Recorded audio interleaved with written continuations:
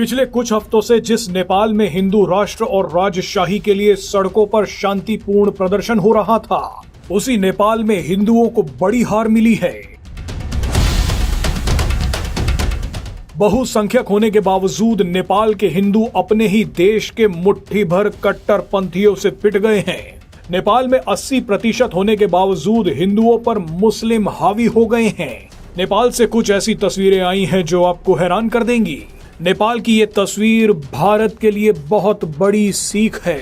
दरअसल नेपाल के वीरगंज में हनुमान जन्मोत्सव के उपलक्ष्य में शोभा यात्रा निकाली जा रही थी।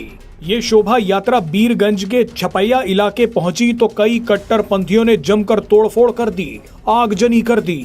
मीडिया रिपोर्ट्स के मुताबिक मदरसों की छतों से कुछ उपद्रवी शोभा यात्रा पर पत्थर फेंकने लगे। इस घटना में 1 दर्जन पुलिसकर्मी और शोभा यात्रा में शामिल हुए कई श्रद्धालु घायल हो गए। इसके बाद हालात बेकाबू हो गए। हालात बेकाबू हुए तो वीरगंज इलाके में कर्फ्यू लगाना पड़ गया।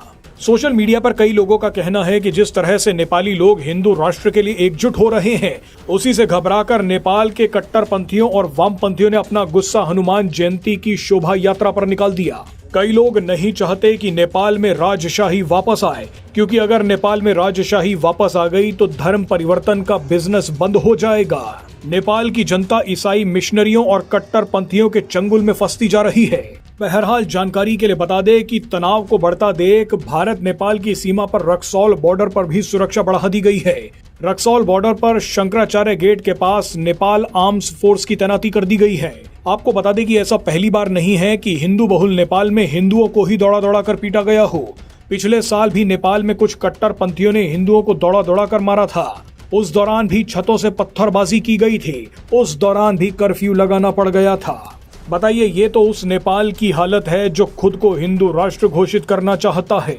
बहरहाल अब आपको नेपाल के बारे में एक बड़ी ही दिलचस्प बात बताते हैं। उत्तर प्रदेश के मुख्यमंत्री योगी आदित्यनाथ ने कई साल पहले ही बता दिया था कि नेपाल किस बड़ी मुश्किल में फंसने वाला है। 2015 में जब योगी सांसद थे तब वो काठमांडू गए थे।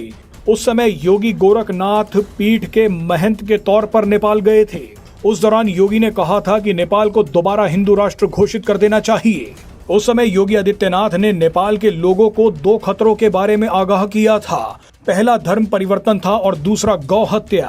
अब आप ही देखिए कि योगी आदित्यनाथ ने 2015 में नेपाल के लोगों को जो कहा था वो अब बिल्कुल सच साबित होता जा रहा है।